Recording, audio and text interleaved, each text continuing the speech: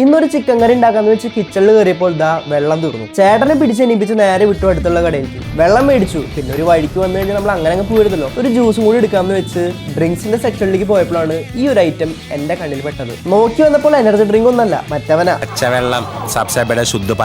അതെ, വീട്ടിലെത്തി ഈ ഒരു ബ്രാൻഡിനെ കുറിച്ച് ഡീറ്റെയിൽ ആയിട്ട് നോക്കിയപ്പോൾ മനസ്സിലായി വെറും 4 വർഷത്തിൽ വെള്ളം വിറ്റ് ഈ ഒരു കമ്പനി ജനറേറ്റ് ചെയ്തത് 12,000 കോടി രൂപയാണ്. എങ്ങനെയാണെന്നല്ലേ പറഞ്ഞുതരാം. ഇൻഡസ്ട്രിയായിട്ട് നിങ്ങൾ ഇപ്പൊ തന്നെ ഫോളോ ചെയ്തേക്ക്. ലിക്വിഡ് ഡെത്തിന്റെ ഫൗണ്ടറായ മൈക്ക് സിസാറിയോ അഡ്വർടൈസ്മെന്റ് ഏജൻസിയിൽ വർക്ക് ചെയ്യുന്ന ടൈമിലാണ് അദ്ദേഹം ഒരു കാര്യം നോട്ടീസ് ചെയ്യുന്നത്. ആളുകൾ കൊക്കക്കോളയും എനർജി ഡ്രിങ്ക്സും പെപ്സിയും എല്ലാം കുടിക്കുന്നത് ടേസ്റ്റിനും എനർജിക്കും വേണ്ടി മാത്രമല്ല, ഒരു കൂൾ ഫാക്ടർ കൂടി ഉണ്ട് അതിന്റെ പിന്നിൽ. അങ്ങനെയാണെങ്കിൽ എന്തുകൊണ്ട് വെള്ളം ഇതേപോലെയുള്ള അലുമിനിയം ക്യാൻസിൽ വിറ്റുകൂടാ എന്നുള്ള ആശയം അദ്ദേഹത്തിന് തോന്നി. അങ്ങനെ 2015 $5,000 ഇൻവെസ്റ്റ്മെന്റ് വെച്ച് അദ്ദേഹം ഒരു ടെസ്റ്റ് ആഡ് ക്യാമ്പയിൻ നടത്തി. ഈ ഒരു കോൺസെപ്റ്റ് വർക്ക് ആവുന്നുണ്ടോ ഇല്ലയോ എന്ന് അറിയണമല്ലോ. സാധനം വർക്കായി, ഇൻവെസ്റ്റേഴ്സ് സീഡ് ഫണ്ട് ചെയ്തു. അങ്ങനെ 2019 ലിക്വിഡ് ഡെത്ത് എന്ന ബ്രാൻഡ് മാർക്കറ്റിൽ ലോഞ്ച് ആയി. അടിപൊളി മാർക്കറ്റിംഗ്, അതേപോലെ തന്നെ എക്സ്ട്രാ ഓർഡിനറി പാക്കേജിംഗ്. സാധനം പുട്ടുപോലെ വിറ്റുപോയി. ആദ്യ വർഷം തന്നെ കമ്പനി ജനറേറ്റ് ചെയ്തത് 90 കോടി രൂപയാണ്. ഗ്ലോബലി ഇന്ന് ഏകദേശം 1 ലക്ഷത്തിലധികം സ്റ്റോറുകളിലാണ് ലിക്വിഡ് ഡെത്ത് അവൈലബിൾ ആയിട്ടുള്ളത്. അങ്ങനെ